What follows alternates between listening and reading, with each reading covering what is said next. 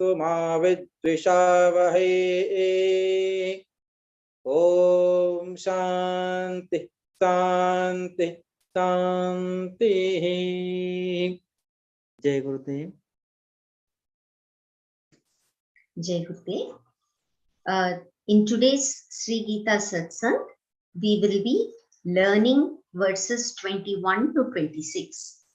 But before we go in with learning all these things, I once again request the Vedic Pandits to please recite verses 19 and 20 of chapter 3. Om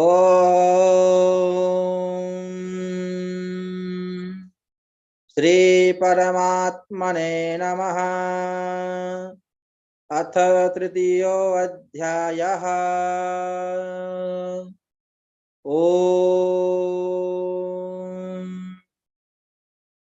Tasamadasaktaha Satatam Karyam Karma Samachara Asakto Hyacharan Karma Paramapnoti Purushaha Karmanaiva hi sansiddhim Astitha janakadayaha Lokasangrahamevapi Sampashyan kartumarhasi.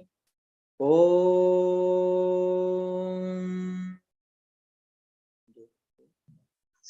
Thank you. May I now request Hemaji to give us a brief summarization of what we have learned in the last class. Hemaji. Jai Gurudev. So, in the first two shlokas of last session, we learned that an enlightened man is Atmavan. That means he is possessed of Atma, established in Atma.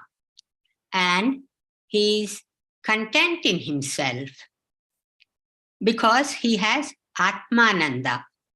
Ananda from his inner self, from Atma.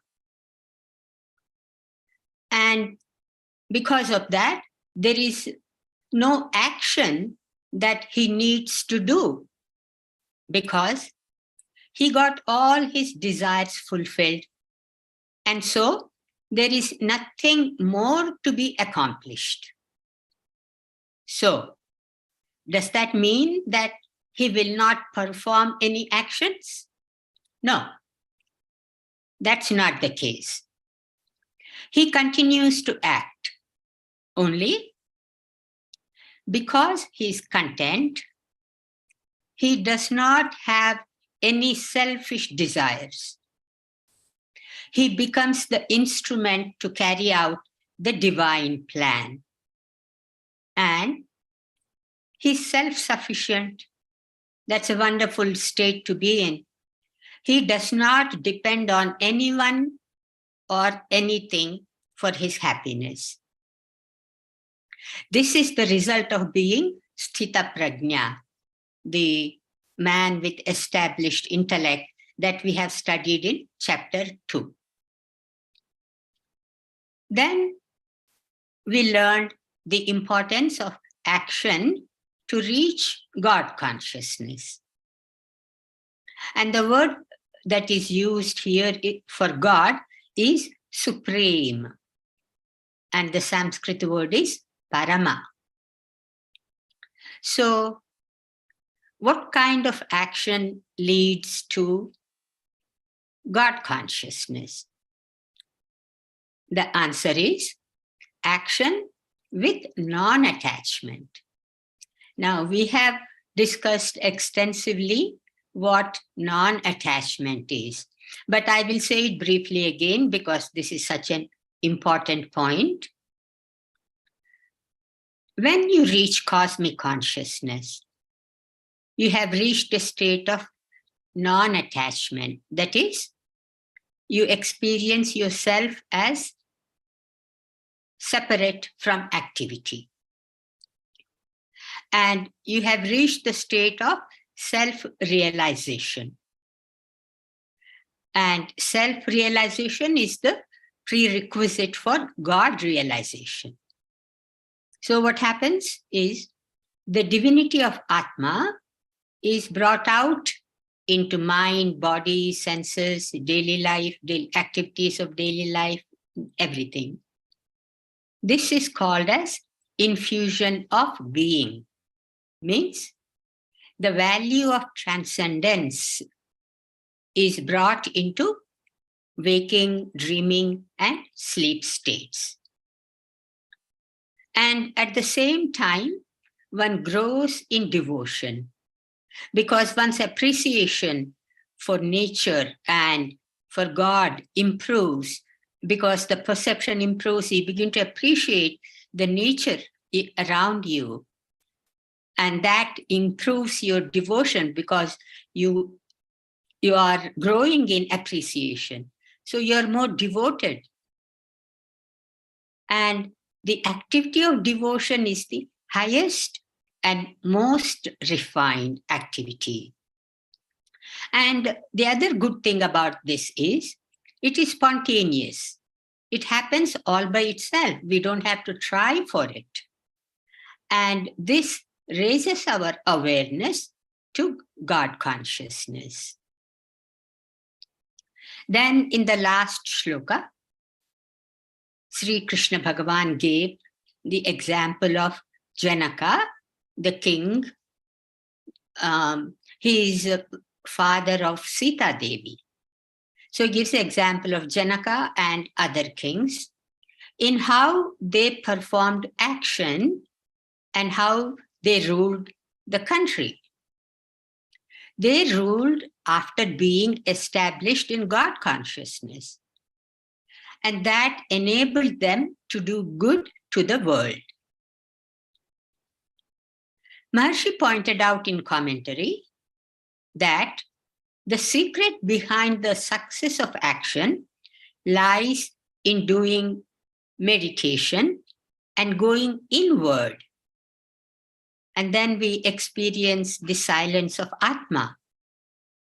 Our favorite example is pulling the arrow back before shooting it.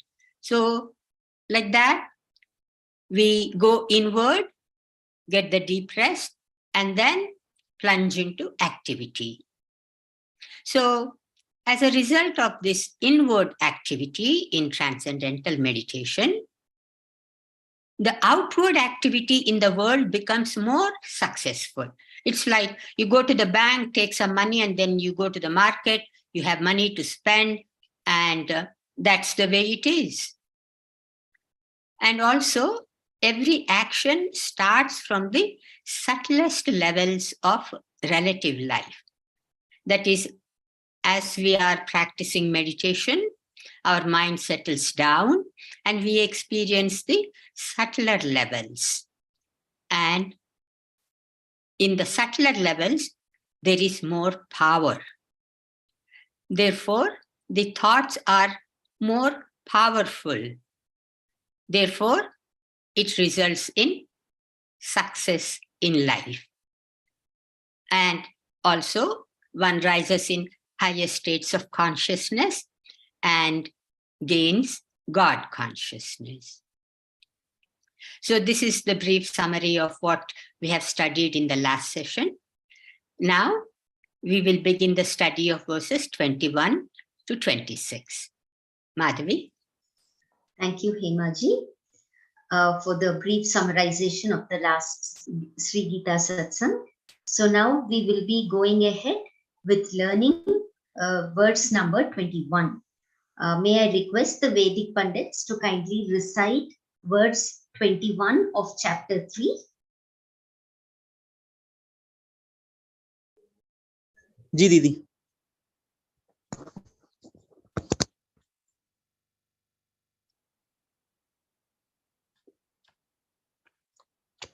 Om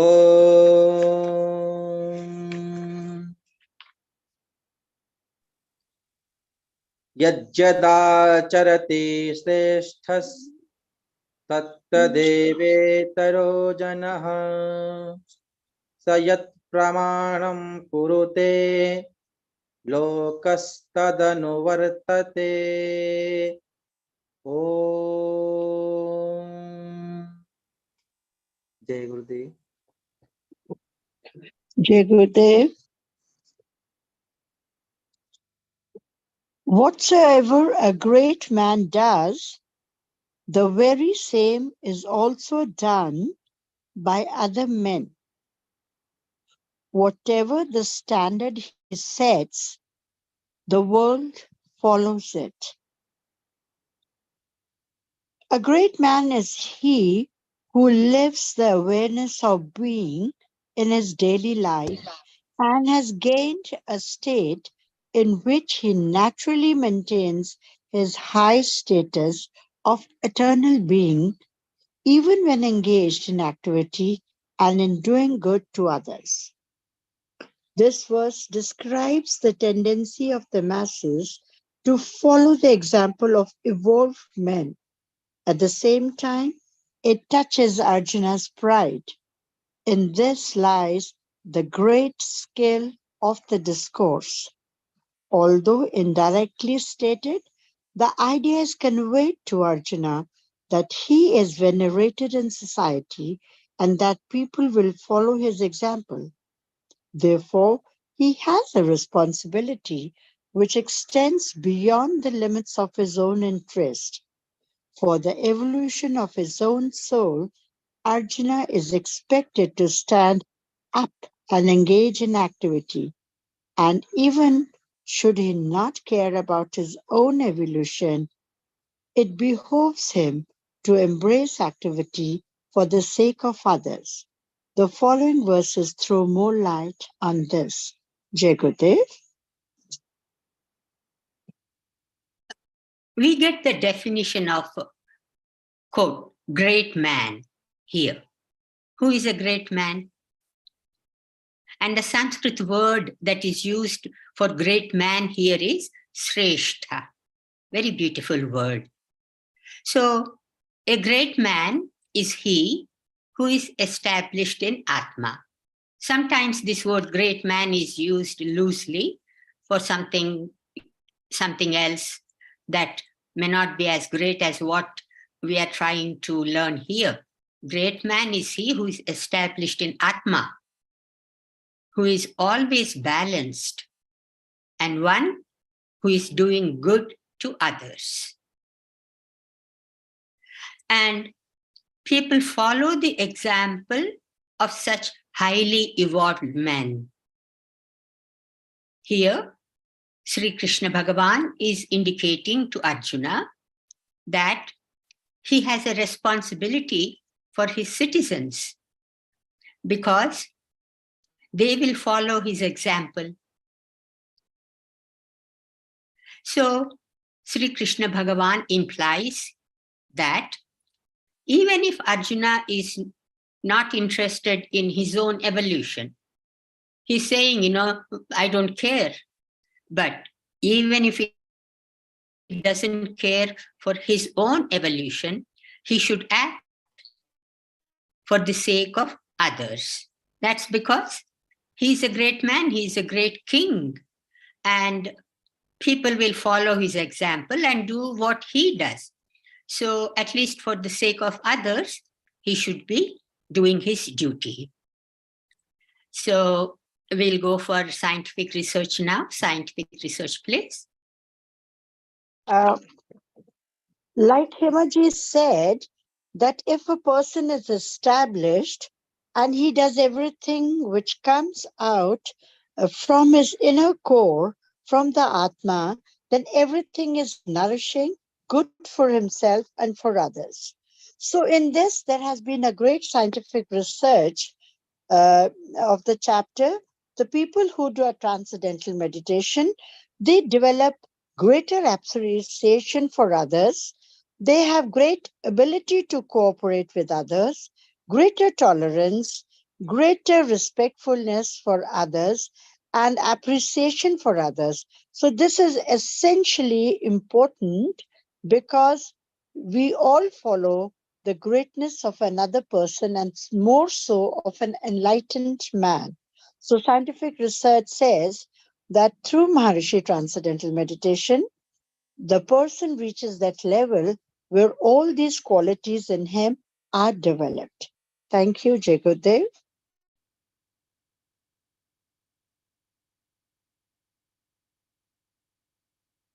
Any questions?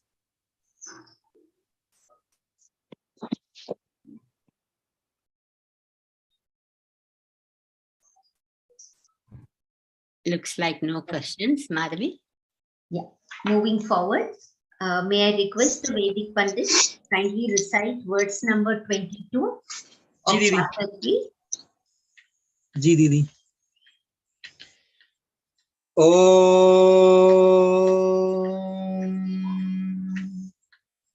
न मे पार्थास्ते कर्तव्यम् त्रिषु लोकेषु किञ्चन नानवाप्तं मवातव्यम् वर्त एव च कर्मणि ओम जय गुरुदेव Jai Gurudev. In the three worlds, there is no action which I need do, O Partha, nor is there for me anything worth attaining unattained.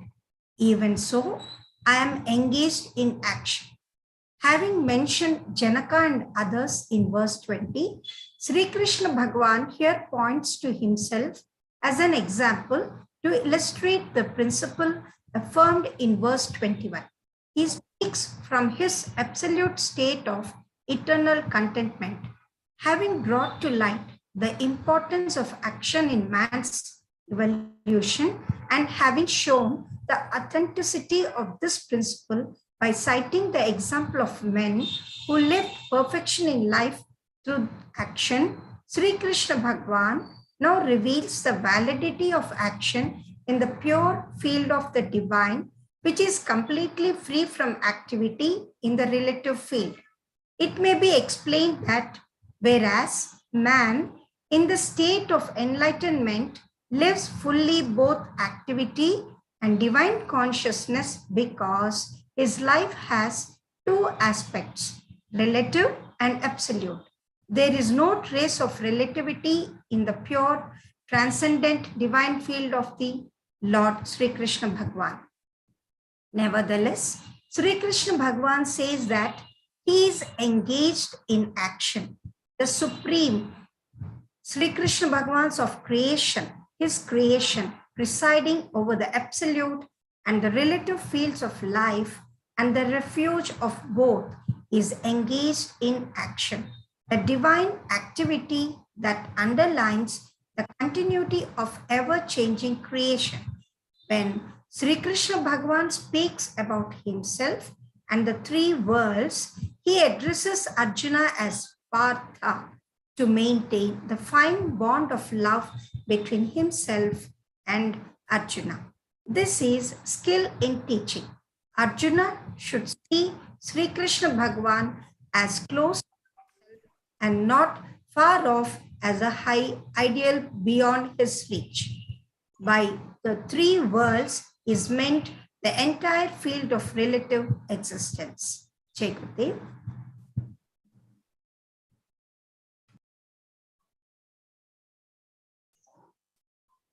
Here, Sri Krishna Bhagavan is giving his own example of how he performs actions. First, he gave the example of the other kings, Janaka and all, and now he's giving his own example. And he's making it clear that there is a difference in the actions performed by an enlightened man and actions performed by Krishna Bhagavan. An enlightened man is established in divine consciousness, that is, in his own Atma, in absolute. And yet, he acts in the relative. So, he has absolute and he's acting in the relative. So, he's taking care of both two aspects of his life. Whereas, Sri Krishna Bhagavan's activity is in the pure field of divine, which is free from activity in the relative. But he's still saying that he is, quote, engaged in action. So how do we understand that? Sri Krishna Bhagavan is in the absolute where there is no activity. But he's saying, I'm engaged in action. So what does that mean? So let's try to understand that. So in the relative life, we know in our daily life, we are in the relative, existence. In the relative life, always some activity or the other is going on. So whenever there is activity, there is something underlying this activity in the relative. So this underlying divine activity that is carrying on the ever-changing activity in the relative. So this is what Sri Krishna Bhagavan is referring to. So he is in the absolute where there is no activity, but he is supporting the activity in the relative. And that's how he is engaged in action. So is that clear to everybody, the difference between the actions of enlightened man and the actions of Sri Krishna Bhagavan? So let's have scientific research and then maybe we can take the questions. In the scientific research in this verse, through Maharishi Transcendental Meditation, it says that in such a person, there would be increased emotional stability and maturity. There would be inner directness, greater independence, and self-supportiveness. And you will have a greater inner locus of control. And what that would mean, that there will be increased self-sufficiency and enhanced self-concept, because you're moving on that level where you are understanding that even if I'm not engaged in action, there is an activity that is being going on, and how Krishna Bhagavan explains it to Arjuna, and how we can get this through Maharishi Transcendental Meditation. Thank you, Jai Gurudev.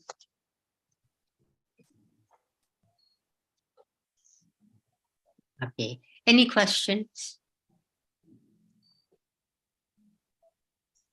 Himaji, could we add a line here Yeah. by the three worlds? I'm sure everybody knows it, but just since we had done it earlier, by the three worlds is meant the entire field of relative existence. So that would mean that we have the three gunas, which carry our everyday activities. The three gunas are carrying out the everyday activity everywhere in the entire universe. You're right. But here, I think the three worlds that is mentioned, you know how they, sometimes they say 14 worlds, Chaturdasha, and sometimes they say 3 worlds. It all depends upon what Vyasa Bhagavan wants to write at that particular point.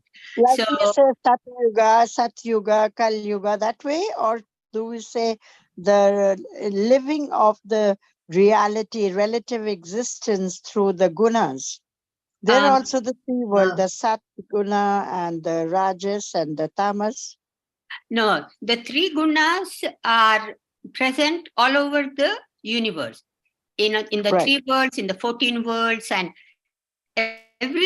everywhere in creation, the 3 gunas are present: Sattva, Rajas, and Tamas. But here, sometimes the words are classified in different ways. What are those 3 words here that are mentioned? Dyav, Bhumi, Antariksham. Is that right, Madhavi? Yes, ma'am. So here in the commentary also it is mentioned, Maharishi mentioned, by the 3 worlds is meant the entire field of relative existence. Relative existence, right. So sometimes, you know, when Maharishi talks about celestial beings, that means there is a plane in the relative existence which is celestial, and you find celestial beings over there. Their light predominates. So that is one plane in the several layers. You know, in relative existence, there are several different layers of existence, from gross to subtle. So when you describe one certain level, you are only talking about that one level. Like, for example, we talked about celestial level. But here, for some reason that I don't know, Vyasa Bhagavan chose to say the three worlds. So, yeah. So, I was just wanting to make little clarification. Thank you so much, Hemaji. Let's go ahead. Maybe we can as well cite the examples of Jivan Muktas like Adi Shankaracharya, where irrespective of how the work they were doing is affected or not, they just went on doing to raise this humanity to such a level, showing the right path and the guidance to us.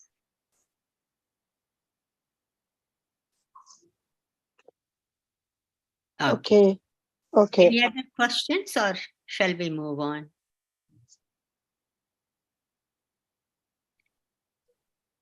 Okay. Okay. May I request the Vedic Pandit to please recite verse number 23? जी दीदी.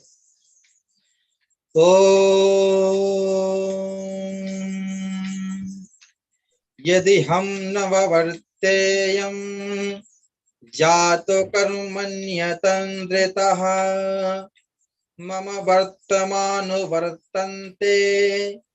मनुष्याः पार्थ सर्वशः.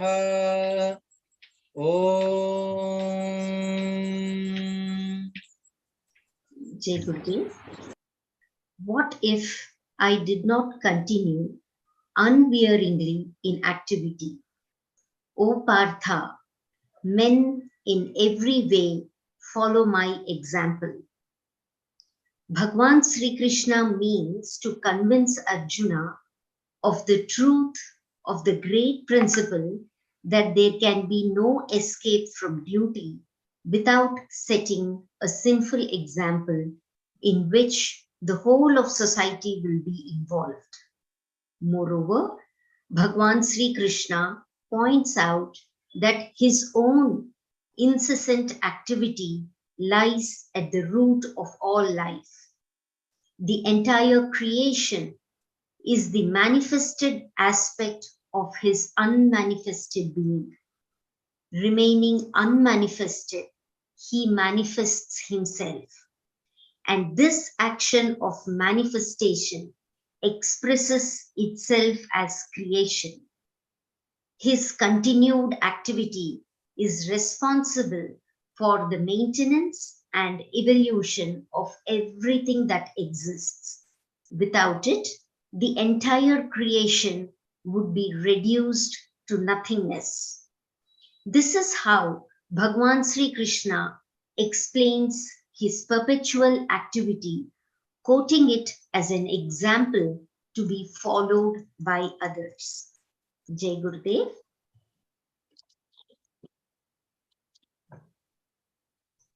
So, meaning of this shloka is quite simple.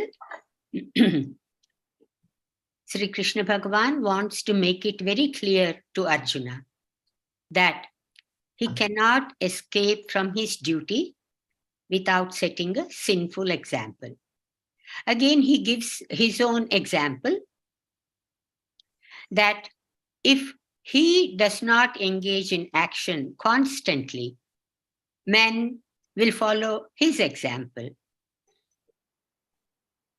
So it's as simple as that. It's clear.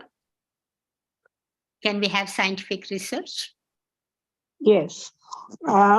It is very beautiful. Hemaji, the scientific research says in doing so, the way Sri Krishna Bhagavan is preparing Arjun, it has increased their readiness for activity, his alertness toward the situation, increased energy and enthusiasm, and increase liveliness, increase vigor. So this verse contains so much of knowledge and so much of energy, and does not let anybody be lazy or fatigued, increase persistence and increase innovation and energy again and again, because Sri Krishna Bhagavan is now telling Arjun to have the higher levels of energy, and this is only possible through Maharishi Transcendental Meditation. Jai Gurudev.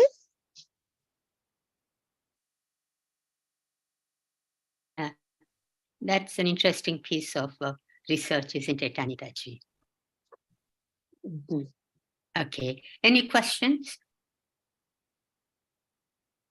It's quite simple. These shlokas are very simple, and Krishna Bhagavan is telling in very simple, straightforward English, how one's duty is important, how others will follow their example, things like that. Very down to earth kind of knowledge is coming out here. Hemaji, one line is very beautiful, if you may give few points on that. The entire creation is the manifested aspect of the unmanifested being. So beautiful it is. Yes. Even remaining unmanifested, he manifests himself. So this is how the creation takes place. And then we understand manifestation and unmanifested being, how that beings manifests its everything into the life. Yes. And isn't Hemaji that connects with the earlier shlokas? Then what you are inside, your unmanifested being self, is when you come up in the society, you manifest yourself. That shows that if your inner this thing is well established, then the outer will be also very good. Yes. Right? Yes, exactly. And what happens with the manifestation of unmanifest is the divinity of the unmanifest comes into the manifest. So once we realize that, we begin to appreciate everything in the manifest, everything that we see in front of our eyes.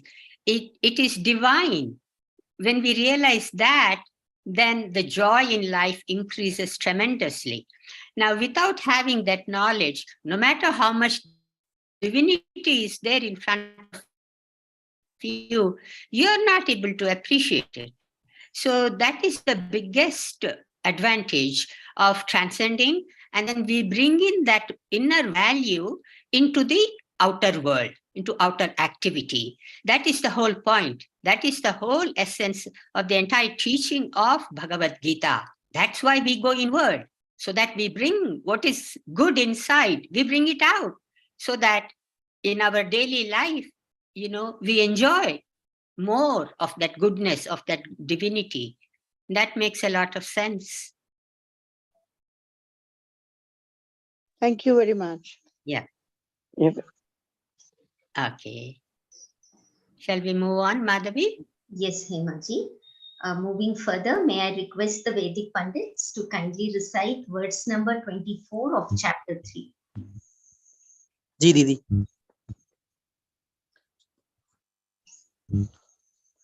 ओम उत्सीदेयुर्मे लोका न कुर्यान् कर्म चेदहम् शङ्करस्य च कर्तास्याम् उपहन्यामि मा प्रजाः ओम Jai Gurudev.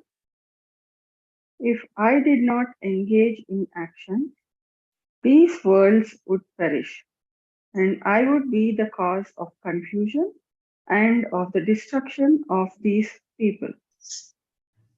The principle elaborated in the previous 3 verses is again emphasized, and a point is brought out similar to that raised by Arjuna in the 39th to the 45th verses of the first chapter. In these verses, Arjuna had said that by fighting he would be causing the disruption of society. In this verse, Sri Krishna Bhagavan, by referring to himself, turns the tables on Arjuna. He brings home clearly to him by his own example that if he does not engage in action, he will corrupt the whole of society, and that his bad example will be responsible for allowing its values to be destroyed.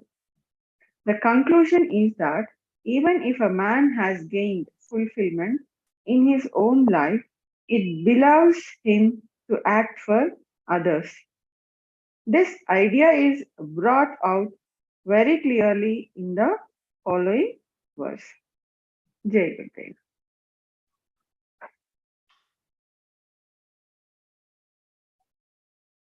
So this shloka is telling us what happens if Sri Krishna Bhagavan does not engage in action.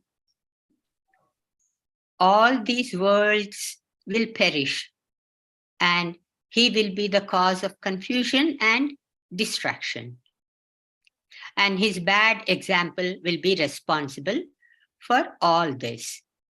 So it's again in very simple language, Sri Krishna Bhagavan is telling. So if successful people, if great people in the society, if they don't engage in action, what happens? It leads to distraction. And so very nicely, Sri Krishna Bhagavan turns the tables to Arjuna, because Arjuna's concern was, he said, if he fights, he'll be causing destruction, he'll be killing people, and that, is destruction. But now Sri Krishna Bhagavan is telling, if he doesn't act, people will follow his example, and then there will be chaos and destruction in the society. So the conclusion is that even if a person is enlightened, he should continue to act for the benefit of other people. Okay. Scientific research, please.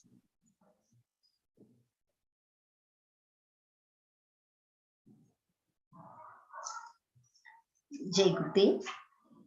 The scientific research on this verse has proved that the practitioners of transcendental meditation are highly receptive. Because of their clarity of thought, they exhibit a lot of emotional maturity and stability, which increases a sense of social responsibility among them. And they are having a very positive approach toward every aspect in their life. Jai Gurudev. Any questions?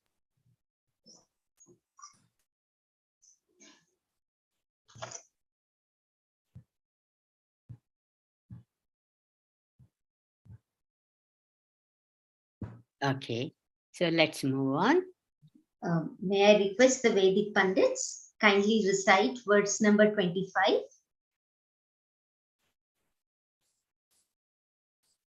Om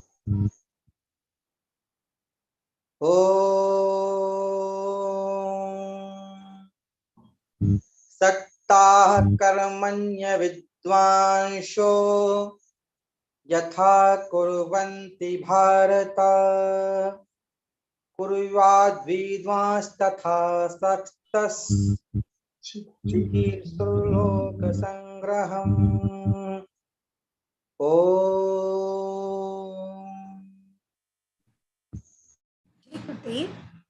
As the unwise act out of their attachment to action, O Bharata, so should the wise act, but without any attachment, desiring the welfare of the world. Sri Krishna Bhagavan shows Arjuna that there is absolutely no difference between the action of an ignorant man and that of one who is enlightened, action is action, whether performed by the ignorant or the enlightened. Their difference is found only in the result. The result of an ignorant man's action is enjoyed by himself and concerns mainly himself because he is attached to it. When the doer is attached to the action, the result of the action is naturally attached to the doer. But when the doer is not attached to the action, the results are not attached to him. The ignorant man acts and benefits from the results of his actions. Since he is attached to these results, they make a deep impression on him. The effects of the enlightened man's actions spread out in the world and everything benefits from them. The impression of the result passes him by, leaving him free from the bondage of action because he has realized the self as separate from activity and acts from the basis of eternal contentment. His actions are in response to the needs of the time. They fulfill the demands of their surroundings. The wise are tools in the hands of the divine. They innocently carry out the divine plan. Their actions arise from their desire for the welfare of the world. Jai Gurudev. So the first point that is made here is that there is no difference in action of ignorant man or enlightened man. Action is action, it's the same, but the difference is in the result of action. And the second point is that ignorant man's actions are selfish actions, and they produce deep impressions on him. Whereas the enlightened man's actions do not produce the impressions.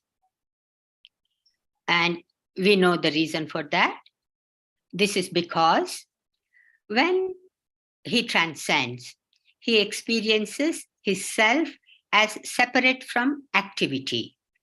Because you're transcending and you're going beyond the subtlest level of thought, and then you experience transcendence, experience inner self, and you're leaving the outside world outside. And so whatever is happening in the outside world, that does not cause any impression. And therefore, because there is this separateness from the action and from the doer, the action is in the outer field and it is separate. And so the result of action, the enlightened man is not attached to the result of action because he's separate from it. And the effects of his actions spread out in the world, and everyone and everything benefits from them. Now, for an unenlightened man, when he does, he has a selfish motive to that. He's doing it for himself or to my family, like that. So, because his actions are selfish actions and he is not experiencing himself as separate from activity, he is bound in the actions. And so these actions produce impressions because he's not experiencing himself as separate from activity. And so these impressions will be the cause of future action. So this cycle will go on. This is a vicious cycle. Actions, impressions, desires, actions, impressions, like that. So unless we transcend, this cycle will go on. And when we transcend, we are able to break this cycle of actions and impressions. And then we gain relief from future impressions, future actions, and that will lead us to the higher states of consciousness. scientific research, please.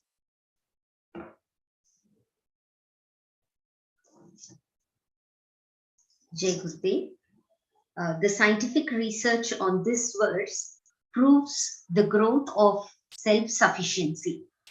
Practitioners of transcendental meditation, as they are very easily able to turn inward, they are more self-reliant, self-sufficient, and resilient. They have that greater ability to bring the inner self to the health, to a very healthy expression, which is exhibited in the type of work that they are doing, that they feel themselves as instrumental in doing work rather than getting attached with the results of the work. Jai Gurudev. Any question? Yes, Hemaji. Not a question, but just a thing to add for a greater clarification. When the scientific research says that we become more independent, there is more self-sufficiency and increased field independence. I guess that through transcendental meditation, when we do actions, they only will be not keeping any impressions outside, because then we are working from the basis of eternal contentment. This line over here says, which I very much appreciate, I hope you will also appreciate this, that all your activities on the basis of eternal contentment, which comes through meditation. In a way, Hemaji, I am also trying to add the benefits of TM all the time. Thank you, Jai Gurudev. That is good. When we remind ourselves of the benefits, then for some people it's more motivation. Because we get benefits, we are more motivated to be regular in practice. Of course, Right. for us, it's not a problem because we are sold out to TM and we are doing regularly. But sometimes, every now and then, there may be somebody, who may need little reminders like this to get a little bit more motivated. So I think there is a, great value to scientific research. Right. It is very interesting. It is just like, what we are doing is verified by science. And for some people, it becomes more important, more meaningful. Right. But Basically, most of the actions are directed towards the welfare of the world. So that is how refinement process is taking place. Yes. And it makes us feel good that what we are doing is not only helpful for us, but for people around us, for society, for the world. What a nice thing to do, and you're not doing anything out of the way. You're just doing your own meditation and you're contributing to world peace. I think that's really great. Okay. So we have just one more shloka to cover. Okay. Shall we move on? Yes. May I request the Vedic Pandits kindly recite verse number 26 of chapter 3.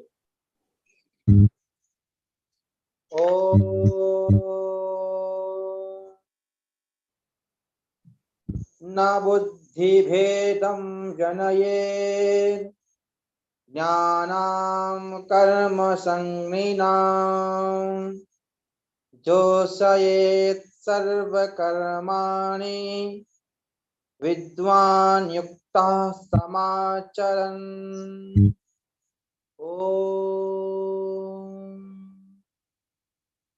Let not the wise man create a division in the minds of the ignorant, who are attached to action.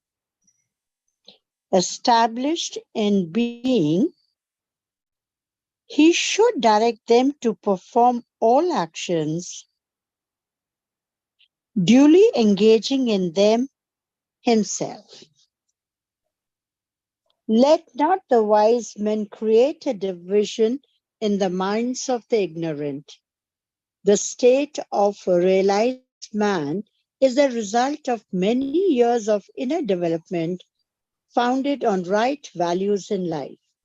This causes his life to flow naturally in right channels of conduct. Although his being is above the realms of right and wrong, his actions are quite naturally right actions. He is advised in this verse to allow the ignorant man to do his duty. You should refrain from telling him that the state of enlightenment is free from both good and evil, and that the whole field of relativity is just the play of the three gunas, which do not belong to his being. It is perhaps even more important that the wise man should not confuse the ignorant by telling him about the uninvolved nature of the self. The intellect of the man who is not realized is wholly involved with activity. The realized should not create a division in such a man's mind. He should not talk to him of the separateness of the self from activity. Otherwise, the ignorant man may lose interest in practical life. And if this happens, he will never be able to gain realization. It is not the intellectual understanding of the separateness of the divine and of activity, but rather the experience of this state which brings a man enlightenment. In order that one may gain this experience and become established in it, conscious activity both in the gross and subtle fields of his life is necessary.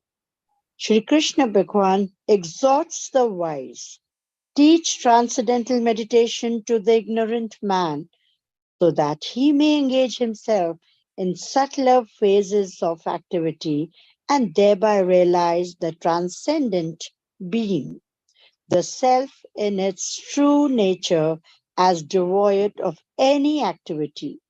Teach him that, having gained this realization, he should continue to act in daily life so that it may become firmly established in the very nature of his mind, and then set him an example by duly engaging in actions yourself.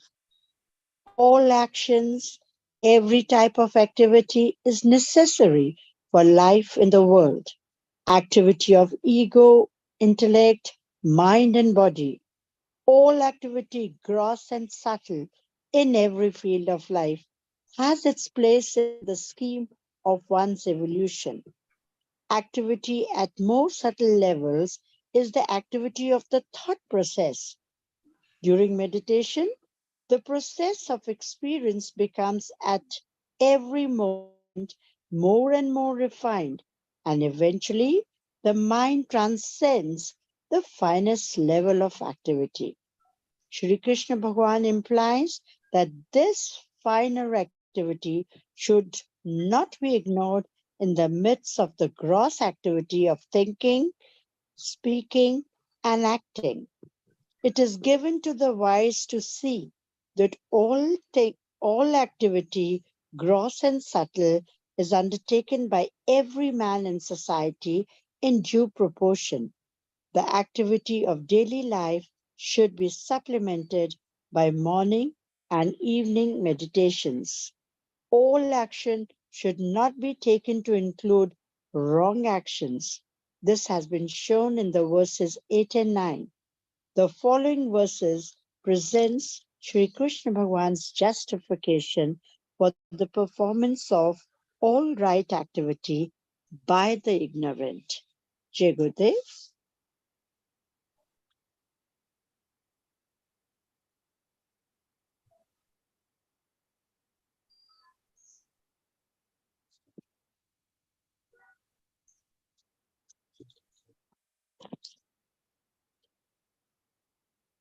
Madhvi, scientific research. I think Hemaji would be commenting or First. sharing the views before we go Yeah. with the scientific research. I was muted. I'm sorry, I didn't realize that.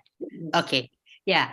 So the main points in this shloka are, the first point is that the wise man should tell the ignorant to do his duty and not cause confusion in their minds by telling him about being and how it is separate from activity and about how it's separate from gunas and all that.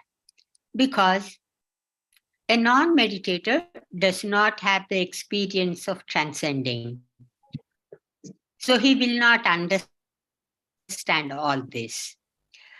Transcending and separateness of self from activity is understood only on the level of experience and not on intellectual level. So we cannot explain to them how the self is separate from activity. One has to experience it for oneself. So because they don't have that experience, it's better not to talk with them about transcending and how self is separate from activity. So that is the first point. A wise man should tell them to do their duty. The second point is that he should tell them to learn transcendental meditation and explain to them about what benefits will come from meditating. And the third point is that the wise man should himself engage in action and set an example for the people around him. So now we will have scientific research.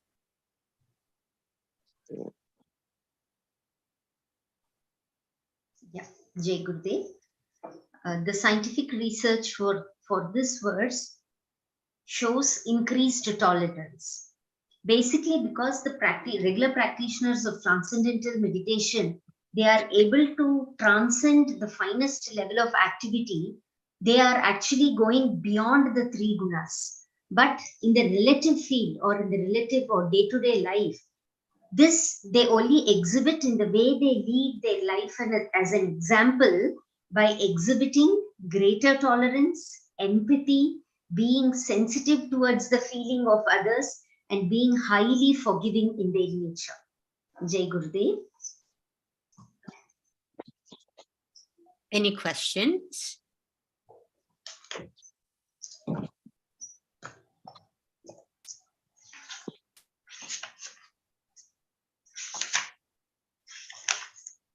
So, shall we move on, Madhavi? Yes. May I request everyone that we will have a short meditation for 10 minutes now. Then we will have the recitation of the entire chapter before we proceed further. Jai Gurudev. Let us all be seated comfortably and start our meditation. Jai Gurudev.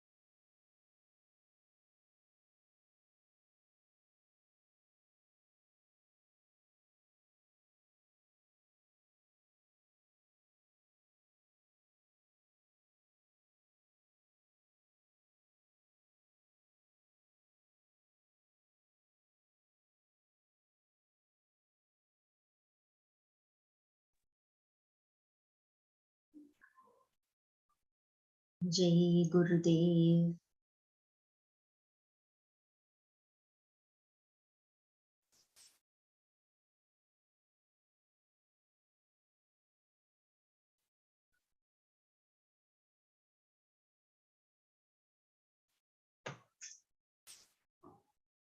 जय गुरुदेव।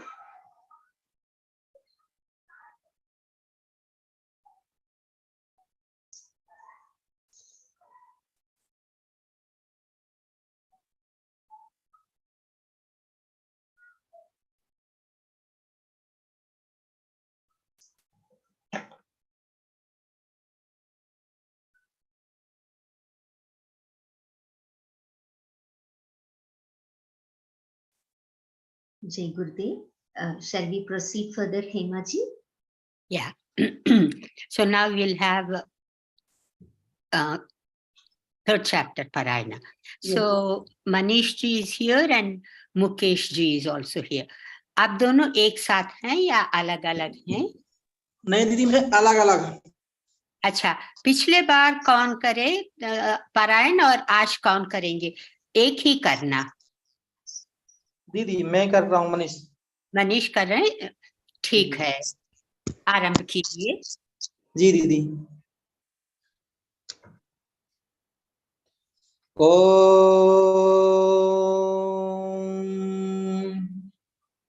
शांताकारं भुजगशयनं पद्मनाभं सुरेशं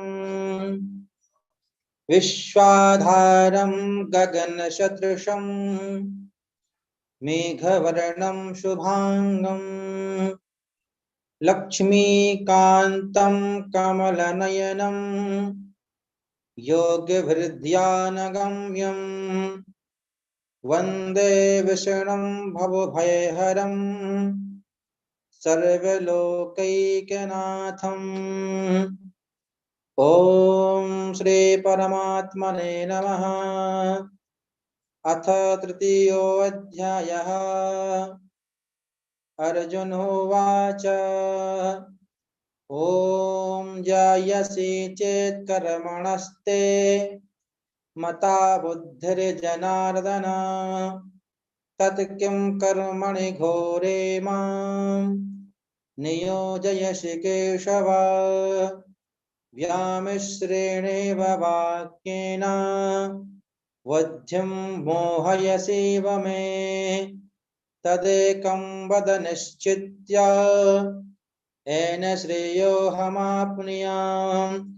श्रीभगवानुवाच लोकेऽस्मिन् द्विविधा निष्ठा पुरा प्रोक्ता मया नघ ज्ञानयोगेन साङ्ख्यानां कर्मयोगेन योगिनाम्। न कर्मणामनारम्भान् नैष्कर्म्यं पुरुषोऽश्नुते न च सन्न्यसनादेव सिद्धिं समधिगच्छति। न हि कश्चित् क्षणमपि जातु तिष्ठत्य कर्म कृत कार्यते ह्यवशः कर्म सर्वः प्रकृतिजैर्गुणैः। कर्मेन्द्रियाणि संयम्य य आस्ते मनसा स्मरन् इन्द्रियार्थान् विमूढात्मा मिथ्याचारः स उच्यते। यस्त्विन्द्रियाणि मनसा नियम्यारभतेऽर्जुन कर्मेन्द्रियैः कर्मयोगम् असक्तः स विशिष्यते। नियतं कुरु कर्म त्वं कर्म ज्यायो ह्यकर्मणः शरीरयात्रापि च ते न प्रसिद्ध्येद कर्मणः। यज्ञार्थात् कर्मणोऽन्यत्र लोकोऽयं कर्म बन्धनः। तदर्थं कर्म कौन्तेय मुक्तः सङ्गः समाचर। सह यज्ञः प्रजा सृष्ट्वा पुरोवाच प्रजापतिः अनेन प्रशविश्वध्वम् एष वोत्तिष्ठ कामधुक् देवान् भावयतानेन ते देवा भावयन्तु वः परस्परं भावयन्तः श्रेयः परमवाप्स्यथ इष्टान् भोगान् हि वो देवा दास्यन्ते यज्ञभाविता तैर्दत्तान प्रदायेभ्यो यो भुङ्क्ते स्तेन एव शः यज्ञशिष्टाशिनः सन्तो मुच्यन्ते सर्वकिल्बिषैः भुञ्जते त्वघं पाप ये पचत्यात्मकारणात् अन्नाद् भवन्ति भूतानि परजन्यादन्न संभवः यज्ञाद् भवति परजन्यो यज्ञः कर्म समुद्भवः कर्म ब्रह्मोद्भवं विद्धि ब्रह्माक्षर समुद्भवम् तस्मात् सर्वगतं ब्रह्म नित्यं यज्ञे प्रतिष्ठितम्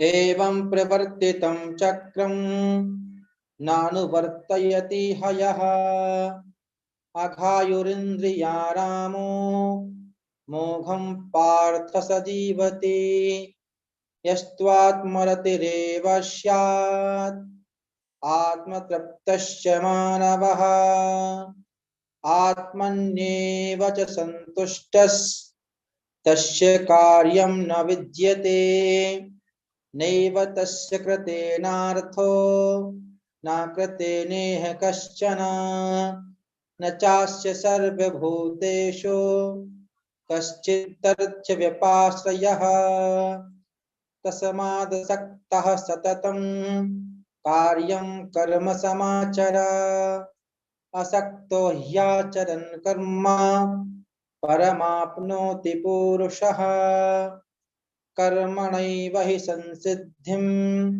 आस्थिता जनकादयः लोकसंग्रहमेवापि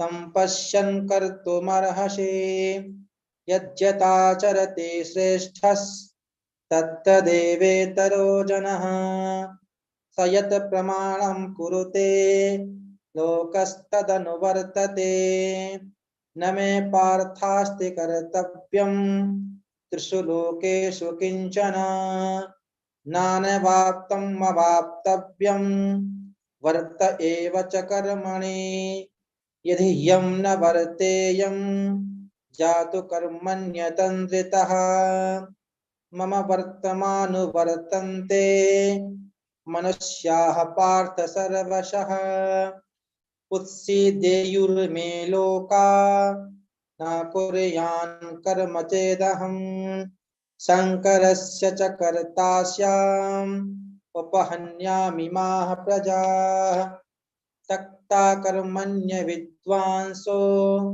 यथा कुर्वन्ति भारत कुर्याद् विद्वांस्तथा सक्तश्चिकीर्षुर्लोकसङ्ग्रहम् न बुद्धिभेदं जनयेद ज्ञानां कर्म संज्ञिनां जोषयेत् सर्वकर्माणि विद्वान् युक्तः समाचरन् प्रकृतेः क्रियमाणानि गुणैः कर्माणि सर्वशः अहंकार विमूढात्मा कर्ताहमिति मन्यते तत्त्ववित्तु महाबाहो गुणकर्म विभागयोः गुणागुणेषु वर्तन्त इति मत्वा न सज्जते प्रकृते गुणसम्मूढाः संजन्ते गुणकर्मसु तान् कृष्णविदो मंदान् कृष्णविन्न विचालयेत्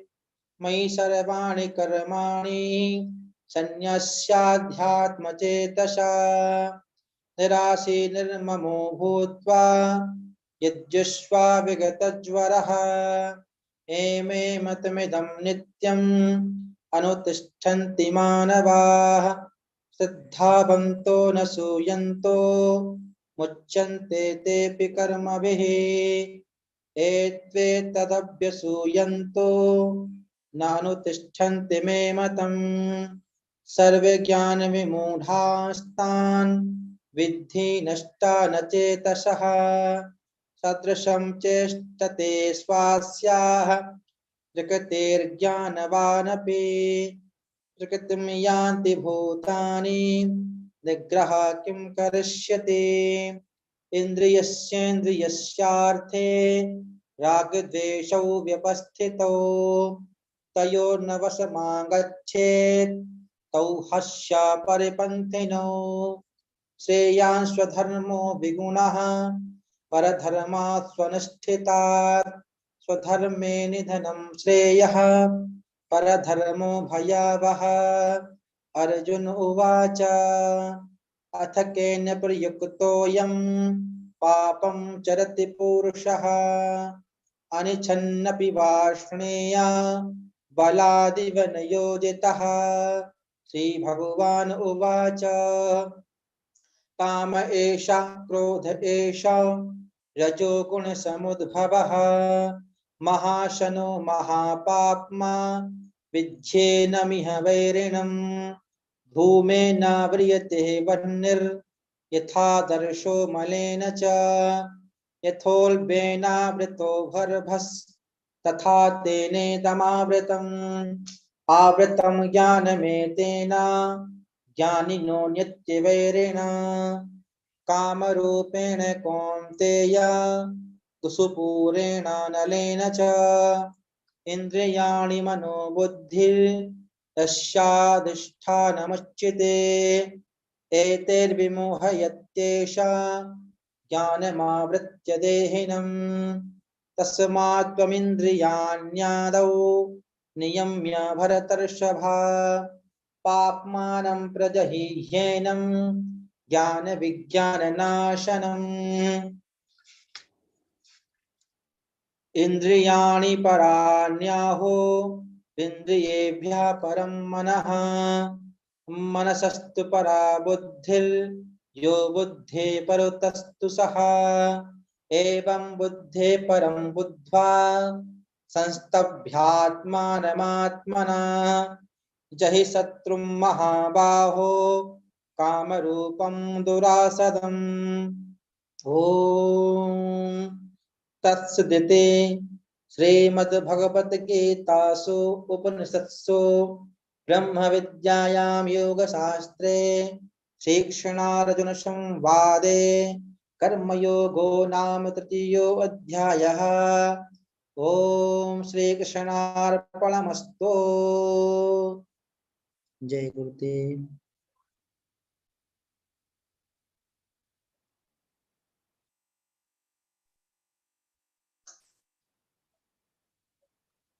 जय गुरुदेव।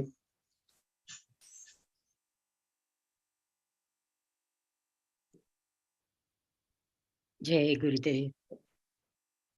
We still have a few more minutes. We finished early today. All of you can come on cameras. Bela, I am not able to make any comments in Hindi. I don't have time to prepare in Hindi, you know, because Hindi is not my mother tongue. I have to, prepare, read the Hindi commentary, and I got so busy with starting more Gita programs, so I'm not having time to make comments in Hindi. But you understand English nicely, right, Bela? Yes, ma'am. Yes, ma'am. Thank you. Good. Glad you're coming every week, week after week. Without fail, you come. It's nice to see you every week. Thank you, ma'am. Anything else? Shall we close now, or we should do Shanti part? Madhavi, any ideas how we have 5-6 minutes more? Anybody has any ideas what we can talk or discuss? Anita ji?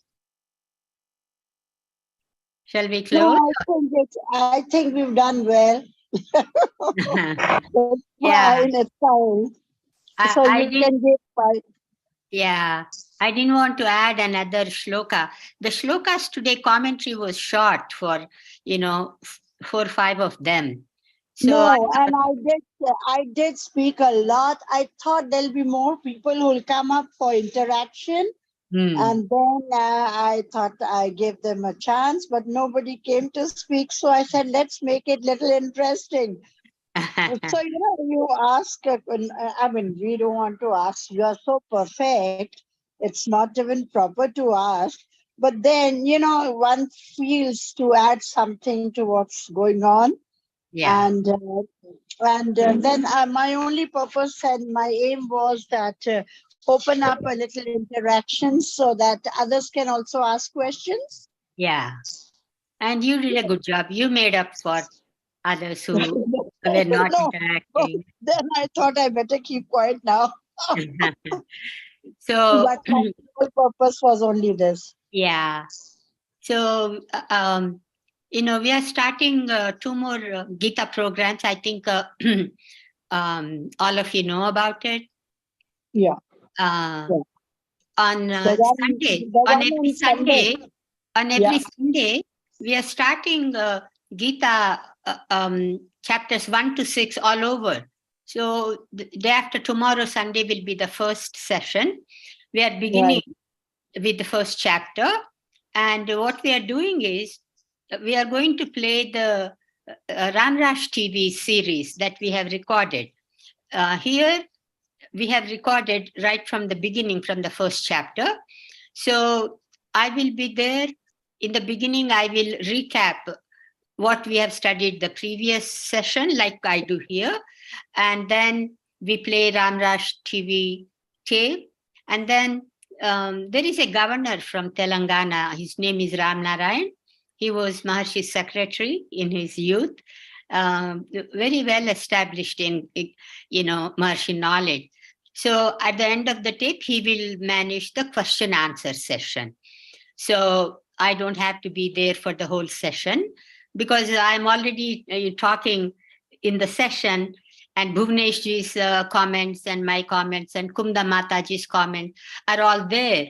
So they will listen to the whole tape, and any questions Ram Narayan will be managing. So I'm excited about that. I know I sent out the announcement to quite a few people. I made a lot of friends here and a lot of contacts after coming to Bhopal. So people are calling and asking for the link and all that. So I'm, happy and excited about that. And on Saturdays, we are doing chapter 7. And we had 2 sessions. Tomorrow will be the 3rd session. And that is also going very well. It's very exciting. As we all know, Maharishi knowledge is always, so beautiful, so exciting, so, fulfilling. So Friday, Saturday, Sunday, the whole weekend, we are going to keep busy with Gita Satsang. Very nice. I'm busy So even fortunate to have. I'm busy on Thursday also, Himaji. Yeah. Good for you. So I have a class on Thursday also. So that's it. Yeah. That's very good. So, can we have Shanti part and then we can close? जी दीदी. हाँ. हरे ओम माध्यो शांतिरंतरिक्षगुं शांतेः पृथ्वी शांतिरापः शांतिरोषधयः शांतिः वनस्पतयः शान्तिर्विश्वे देवाः शांति ब्रह्म शांतिः सर्वगुं शांतिः शांतिरेव शांतिः सामा शांतिरेधि जतो यतः समेहसे ततो no अभयं कुरु सन्नाः कुरु प्रजाभ्यो भयं नाः पाशुभ्यः हरिः ओम. Ma. Jai Gurudev. Jai Maharishi.